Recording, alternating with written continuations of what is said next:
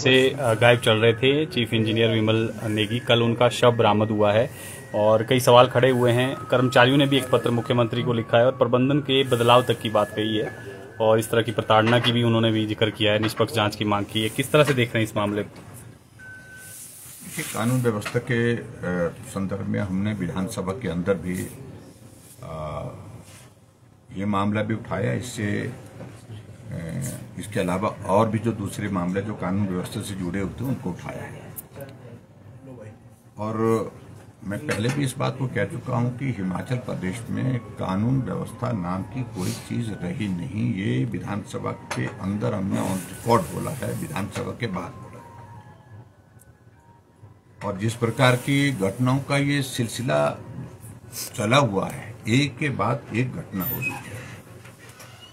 और इस संदर्भ में आप बात कर रहे हैं विमल नेगी जो एचपीसीएल के चीफ इंजीनियर थे, कई दिनों से जो गायब थे। मैंने विधानसभा के अंदर इस मामले को जब उठाया, मैंने कहा कि परिवार के लोग चिंतित हैं और कर्मचारियों ने इस मामले को लेकर के बार बार आग्रह किया कि इसमें सरकार इस विषय को गंभीरता से ले और उनकी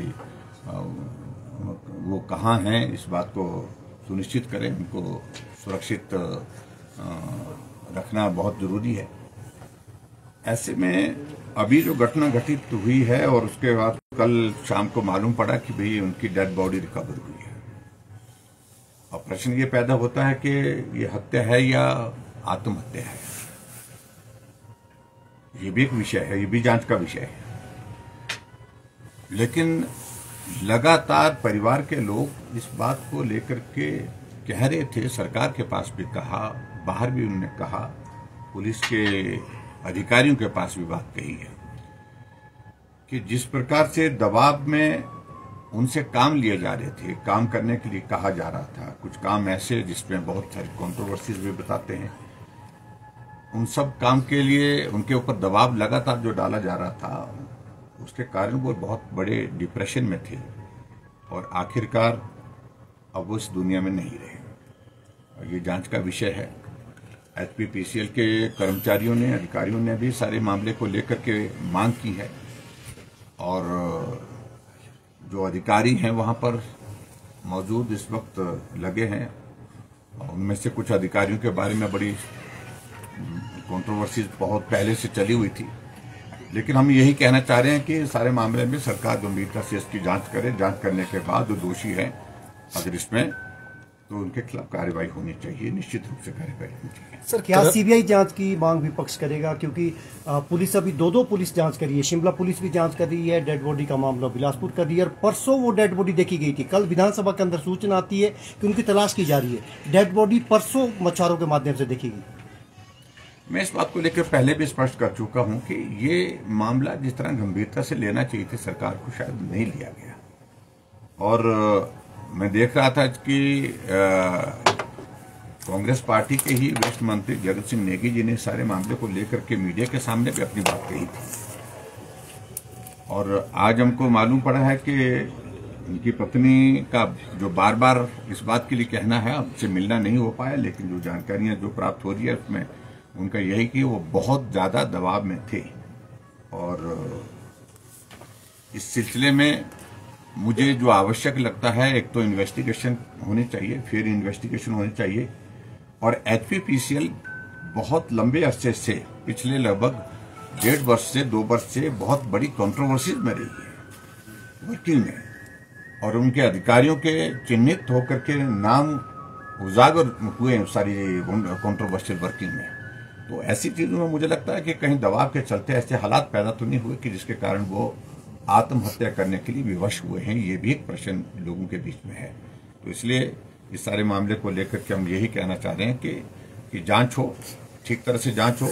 और परिवार की ओर से इस बात के लिए अगर आग्रह आएगा तो निश्चित रूप से मेरा मानना यह है कि इसकी जांच जो है वो उच्च स्तरीय जांच होनी चाहिए और सीबीआई से जांच होनी चाहिए। ये बहुत आवश्यक लगता है। ये परिवार के लोग जब इस सिलसिले में अगर बात कहेंगे तो निश्चित रूप से उस बात को गंभीरता से सरकार को लेना है। सर, जो कर्मचारी है उनकी तरफ से चिट्ठी लिखी गई है बाकायदा, उसमें बहुत सारे कर्मचारी है वो ये कह रहे हैं कि जो बड़े अधिकारी है दबाव बनाया जा रहा था, रात को 2-2 बजे तक जो है वो काम लिया जा रहा था।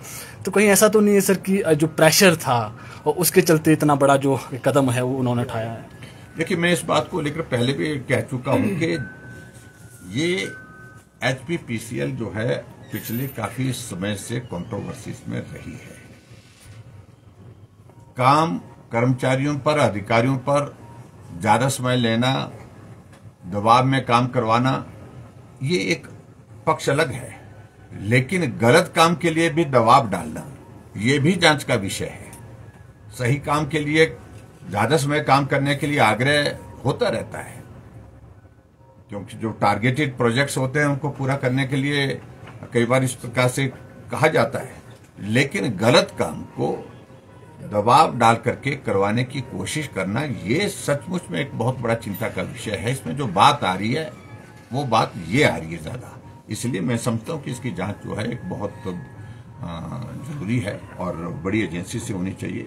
और इस बारे में मैं स्पष्ट कह रहा हूं कि CBI इसकी जांच करे तो मुझे लगता है कि उचित रहेगा। जो अधिकारी वहां पर है, क्या जांच उनके रहते हुए क्या उनको पदों से हटाया जाना चाहिए, क्योंकि जांच तब तक निष्पक्ष नहीं हो सकती? ऐसे आशंका कर्मचारियों ने भी जाहिर की है कि वो प्रताड़ना की जाती रही है कर्मचारियों की, इस तरह की आशंका उन्होंने भी जाहिर की और पहले भी विवाद उन अधिकारियों से जुड़े रहे।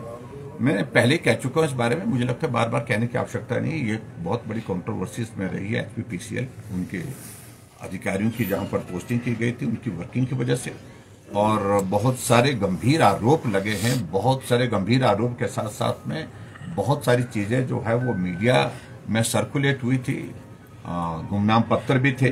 तो इन सारी चीजों की इन्वेस्टिगेशन बहुत आवश्यक है। मैं सिर्फ इतना ही कहना चाहता हूं। सर, दूसरा मामला भी कानून व्यवस्था से जुड़ा हुआ है। कल भी आपने सदन के भीतर उठाया था भिंडरेवाला के जो पोस्टर और वो लगाए जा रहे हैं। कल भी खर्ड़ में एक HRTC की बस रोकी है, पथराव हुआ है, मामला लगातार बढ़ रहा है। किस तरह से देख रहे हैं? सरकार पंजाब सरकार से बात करने में अभी तक उस तरह से गंभीरता नहीं दिखा रही है।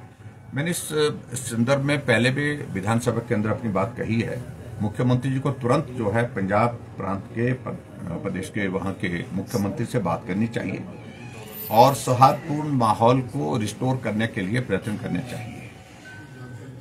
पंजाब के लोग हिमाचल में आए, हिमाचल के लोग पंजाब में जाएं और सुरक्षित होकर के और आनंद के साथ वो हिमाचल प्रदेश में अगर घूमना चाहते हैं घूमें, लेकिन कानून व्यवस्था सरकार की जिम्मेवारी है। कोई गलत करता है तो निश्चित रूप से उनके खिलाफ कानून के मुताबिक कार्रवाई होनी चाहिए। मैं एक उदाहरण देता हूं कि एक घटना घटी थी हमारी सरकार के दौरान, विधानसभा के बाहर जो है धर्मशाला में भिंडरावाले के पोस्टर लगाए थे और खालिस्तान के नारे लिखे थे। हमने 2 दिन के अंदर कार्रवाई की और जो लड़के थे उनको उठा करके लाए थे पंजाब से। मुझे लगता है कि जहां कानून व्यवस्था की बात आती है उसको गंभीरता से लेने की आवश्यकता है। और अब तो चिंता का विषय हो गया कि हिमाचल के लोग दिल्ली जा रहे हैं, चंडीगढ़ जा रहे हैं, पंजाब जा रहे हैं, तो बसों को रोका जा रहा है, बसों को तोड़ा जा रहा है और जो हमारे हिमाचल के लोग वहां जाते हैं तो उनको परेशान किया जा रहा है। वो चिंतित है सारी चीज को लेकर के। मुझे लगता है कि गंभीरता से सारे मामले को लेने की आवश्यकता है। और हिमाचल प्रदेश में भी जिस प्रकार से पंजाब के नौजवान आकर के यहाँ कानून व्यवस्था को खराब करने के लिए कुछ ऐसी बातें कर रहे हैं जो नहीं करनी चाहिए। आप आइए, घूमिए, रहिए, आनंद के साथ रहिए, लेकिन कानून तो कानून है, कानून का उल्लंघन करने की इजाजत नहीं होनी चाहिए। मैं बड़ा साफ कहता हूं। Thank you.